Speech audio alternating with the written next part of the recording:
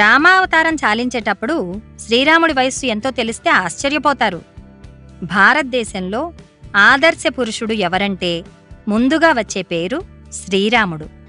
ఆదర్శ దంపతులు ఎవరంటే సీతారాములు. ఆదర్శ పాలకుడు ఎవరంటే శ్రీరాముడు.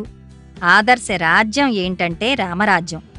ఇంతలా ప్రజల హృదయాల్లోకి చొచ్చుకుపోయిన రారాజు మరొకరు లేరంటే అతిశయోక్తి కాదు.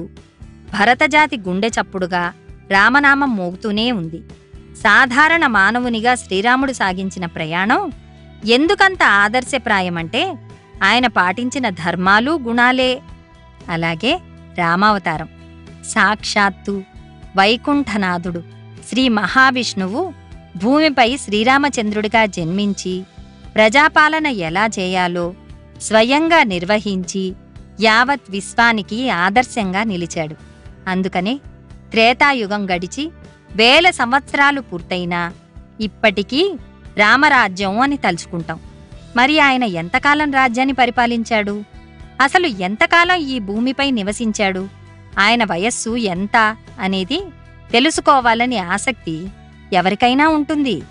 వాల్మీకి రామాయణంలోని ఉత్తరాఖండలో ఇందుకు సంబంధించిన కొన్ని సమాధానాలు దొరుకుతాయి. వీటిని బేస్ చేసుకుని విజ్ఞులు ఏమి చెప్పారో చూద్దాం.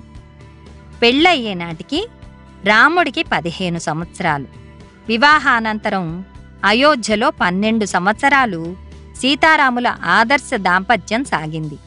14 ఏళ్ల అరణ్యవాసం విధించిన తల్లి కైకతో రాముడు, అమ్మా 27 సంవత్సరాలు నీ ఒడిలో ఆడుతూ పెరిగినా నన్ను నీవు అర్థం చేసుకోలేకపోతివి కదా. నాకు రాజ్యకాంక్ష లేదు తల్లి. నాన్నగారి సత్యప్రతిజ్ఞా నిర్వహణకై ఇదిగో ఇప్పుడే జటాచీరధారినై అటవీ ప్రస్థానం చేస్తాను అన్నారు. దశరథుడు వికలుడయ్యాడు. వనవాసాంతంలో తన 41వ ఏట రాముడు లంకకు వెళ్లి రావణ వధ గావించాడు. రావణ వధానంతరం 11,000 సంవత్సరాలు రాజ్యం పాలించిన రామరాజ్య వర్ణన 128వ అధ్యాయంలో చూడొచ్చు.